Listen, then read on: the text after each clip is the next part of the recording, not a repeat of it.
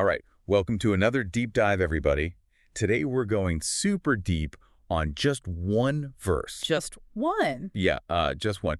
But it's, well, you'll see. I'm intrigued. From 2 Corinthians chapter 12, verse 10. And it really flips the script on how we think about strength and weakness. Oh, yeah, this is a good one. It's one of those verses, that gets thrown around a lot, but I feel like a lot of people kind of miss the point. Yeah, for sure. It's like, you see it on those motivational posters, but like, Yeah. what does it actually mean, right? To find strength in weakness. It's kind of a paradox, almost. It is, totally. And that's what's so cool about it. It really challenges our ideas about strength. Okay, well, let's not beat around the bush anymore. What did the verse actually say? Okay, here it is.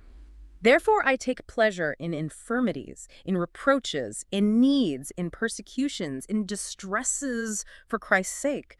For when I am weak, then I am strong. Whoa, okay, hold on. Take pleasure in infirmities, in reproaches, distresses.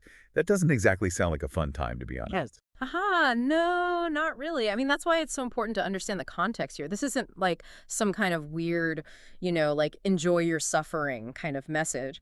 Paul, who wrote this, he was writing to the Corinthians, and they were going through a lot of stuff like internal conflicts, external pressures, the whole works. So he wasn't telling them to, like, just suck it up. Not at all. He was giving them a totally different way to look at hard times. So instead of telling them to toughen up, he's saying, lean into the weakness.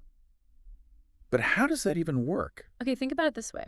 When we feel strong, when we feel self-sufficient, we tend to rely on, well, ourselves, right? Our own abilities. And that kind of closes us off Closes off to? to help, to grace, to anything outside of ourselves.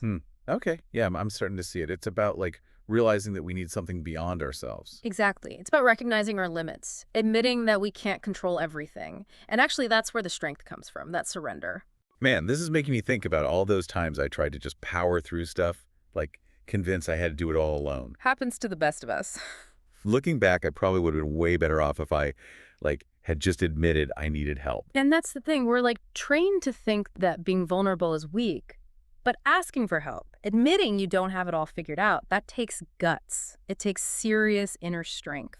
That's what Paul is getting at here. That real strength comes from, like, tapping into something bigger than ourselves. Totally. He was talking about his faith in Christ, but the idea, it applies to so much more. Okay, so even if someone isn't, particularly religious, how can they use this? How can we actually find strength in weakness? It starts with, like, just being real with yourself. About, About what you're struggling with, what you're scared of. Don't try to pretend it's not there. so what? Just wave a white flag, give up. No, not giving up. It's about realizing that you might need support, or guidance, or even just a fresh perspective. So maybe like talking to a therapist, a mentor. Exactly, or even just a friend, a good friend. Maybe finding a community where you feel like you belong.